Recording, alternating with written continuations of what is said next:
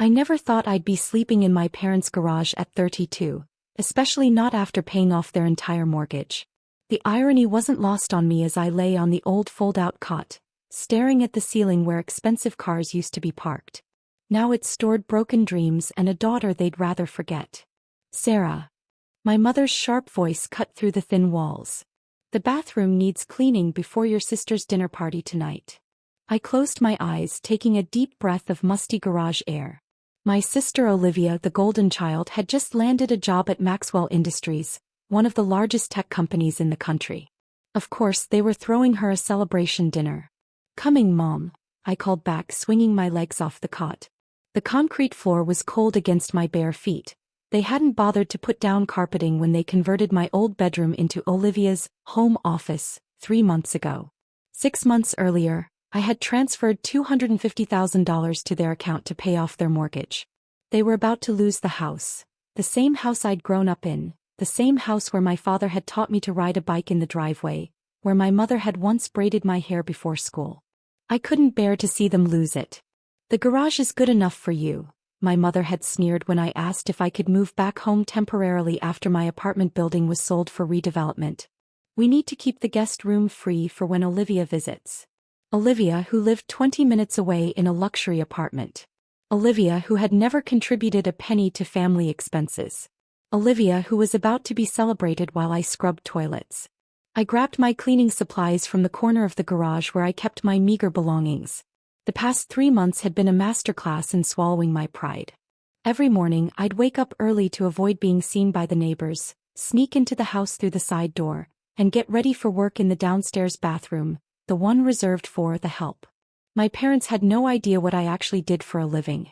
They'd stopped asking years ago, assuming I was still working that dead-end job at a consulting firm. If only they knew. As I cleaned the bathroom, I could hear my mother in the kitchen, talking excitedly on the phone about tonight's dinner. "Yes, 15 people. Olivia's new boss is coming. No, just family and important guest. Was Sarah? She'll help serve." I gripped the toilet brush tighter, remembering the day I'd transferred the mortgage payment.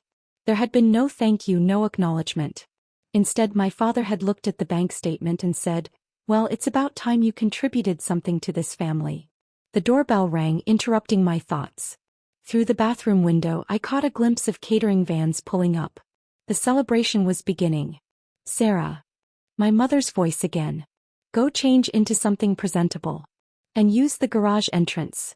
The guests will be coming through the front door." I changed into a simple black dress designer, though my mother would never recognize the subtle label. As I was pinning up my hair, my phone buzzed with a message from Marcus, my CEO. "Board meeting moved to Thursday. By the way, Maxwell Industries acquisition paperwork is ready for your signature." I smiled faintly at the message, then turned my phone off. Tonight wasn't about business. Tonight was about family, even if they didn't consider me part of it anymore.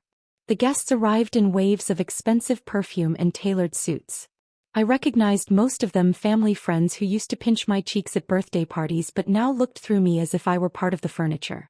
My Aunt Patricia, dripping in jewelry, barely nodded as I took her coat. Then Olivia made her entrance, radiant in a red designer dress, her arm linked with our father's. Behind them walked a tall man in an impeccable suit, James Maxwell himself, CEO of Maxwell Industries. My heart skipped a beat, but I kept my expression neutral as I stood in the background. "Everyone," my father announced, beaming with pride, "please welcome my daughter Olivia, Maxwell Industries' new junior marketing director." Applause filled the room. My mother wiped away tears of joy. I continued arranging appetizers on silver trays. "Such a beautiful family," James Maxwell commented, his eyes scanning the room. "Though I was told you had 2 daughters?" My father's smile flickered for just a moment. "Oh yes, Sarah is." "Sarah, come here for a moment." I approached carefully, balancing a tray of hors d'oeuvres. "Yes, Dad. This is Sarah, our other daughter," he said quickly. "Sarah, this is Mr. Maxwell." James reached into his suit pocket and pulled out a business card holder. "Please call me James. Here's my card. I like to maintain personal connections with all my employees' families." My father's forced smile grew more strained as James handed out his business cards to everyone. I accepted mine with a quiet thank you, knowing exactly what it said. Oh, before I forget, James continued, I should probably give you my boss's card too. She's quite particular about protocol. He handed another card to my father, who accepted it automatically. I watched as his eyes scanned the elegant cardstock, then froze. The fork he'd been holding clattered to the floor. There, in embossed silver letters, was my name. CEO of Phoenix Enterprises, the parent company that had just acquired Maxwell Industries. The room fell silent as my father stared at the card, then at me, his face draining of color. My mother hurried over, peering at the card over his shoulder. Her gasp was audible. But that's impossible, she whispered. Sarah's just a what, Mom? I asked softly, setting down the tray of appetizers. Just the daughter you made sleep in the garage? Just the failure who paid off your mortgage. James Maxwell cleared his throat. Actually, Sarah's my boss. Has been for the past 5 years. Phoenix Enterprises acquired Maxwell Industries last week, though we kept it quiet until the paperwork was finalized. Olivia, who had been preening in her new position, suddenly looked like she might faint. You own Maxwell Industries? Among other companies, I replied calmly. Though I have to say the junior marketing director position might need to be re-evaluated during the restructuring. The silence in the room was deafening. Every eye was on me, the daughter they'd banished to the garage, the failure they'd mocked, the servant they'd expected to wait on them tonight. For the first time they were seeing me clearly, and I could tell they were terrified of what they saw. But this was just the beginning. They had no idea what was coming next. The crystal glasses clinked with uncomfortable tension as the guests shifted in their seats around the dining table. My mother had insisted we proceed with dinner, desperately trying to maintain some semblance of normalcy. But nothing was normal anymore. The careful hierarchy of their world had been shattered the moment my business card landed in my father's trembling hands. I sat at the far end of the table, no longer in the kitchen where they'd planned to have me serve, but still separated from the important guests.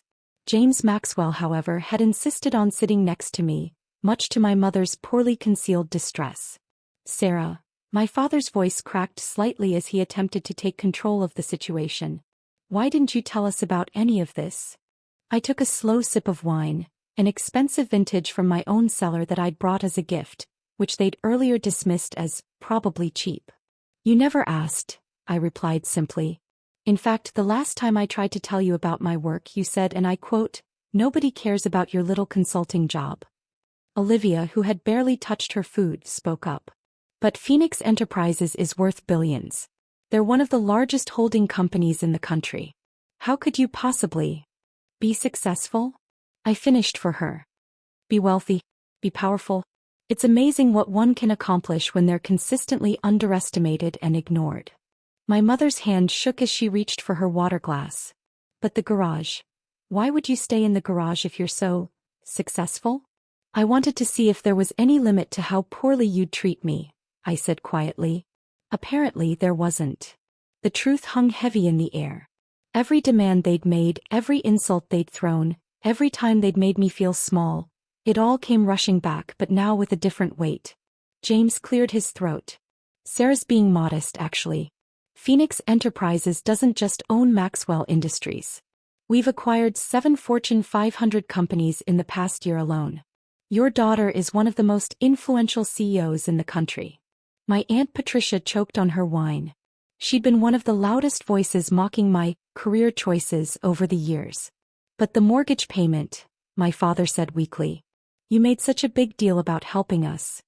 I transferred that money from my personal checking account, I explained. It was less than what I spend on office supplies in a month. I helped because that's what family is supposed to do. Something this family seems to have forgotten. Olivia's face had turned an interesting shade of pale. My job, you're not really going to reevaluate your position? I raised an eyebrow. Actually, I am. Maxwell Industries isn't a place for nepotism anymore. Everyone will be evaluated based on their merit and contribution to the company. You can't do this, my mother's voice rose slightly. We're family. Family. I set down my fork, looking her directly in the eye. Was I family when you made me sleep in the garage? Was I family when you turned my bedroom into Olivia's home office? Was I family when you had me serve drinks to your guests? The silence that followed was deafening. I think, James said, standing up, this might be a good time for me to leave. Sarah, I'll see you at the board meeting on Thursday. I nodded, watching as the other guests quickly made their excuses and fled. Soon it was just our family left in the dining room, surrounded by half-eaten meals and shattered illusions. Why didn't you just tell us? My father finally asked, his voice small. Would it have changed how you treated me? I asked. Would you have respected me more if you knew I was rich? Because that's not respect, Dad. That's opportunism. I stood up, smoothing my dress. I've purchased the property next door. I'm having the house demolished to build my new office complex. The zoning permits were approved last week. My mother's face went white. But that's the Hendersons' old house. The noise, the construction, it'll ruin our property value. Yes, I agreed. It probably will. Isn't it funny how money works? How it can build things up or tear them down? Sarah, please, Olivia suddenly burst out. I'm sorry, okay? We're all sorry. We didn't know. That's the problem, I cut her off.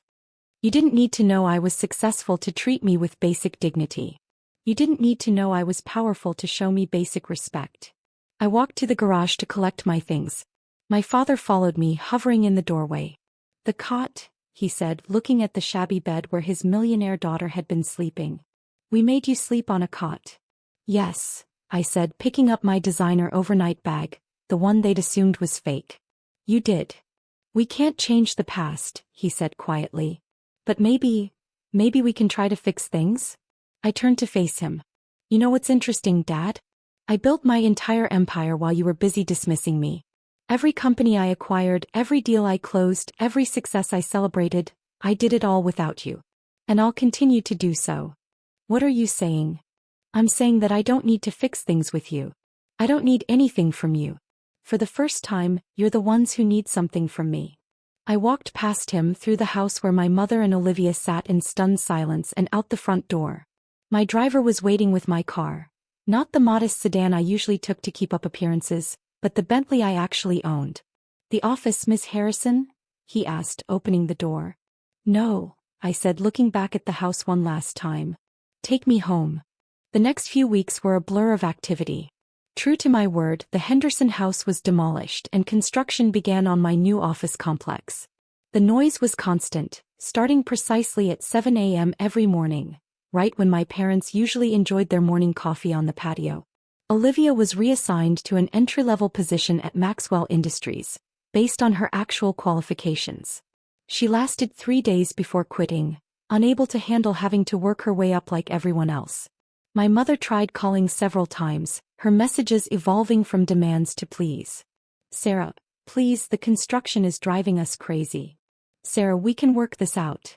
Sarah, we're your parents, you can't just ignore us. But I could, and I did. 1 month after the dinner party, I received an unexpected visitor at my office. My father, looking older than I'd ever seen him, sat nervously in my waiting room. Your office is bigger than our house, he observed as I led him into my private conference room. That's not difficult, I replied. Would you like some coffee? He shook his head, pulling out a folded piece of paper from his jacket. It was the mortgage statement from when I'd paid off their house. I didn't understand then, he said quietly. You gave us $250,000 and we didn't even say thank you. Instead, we made you sleep in the garage.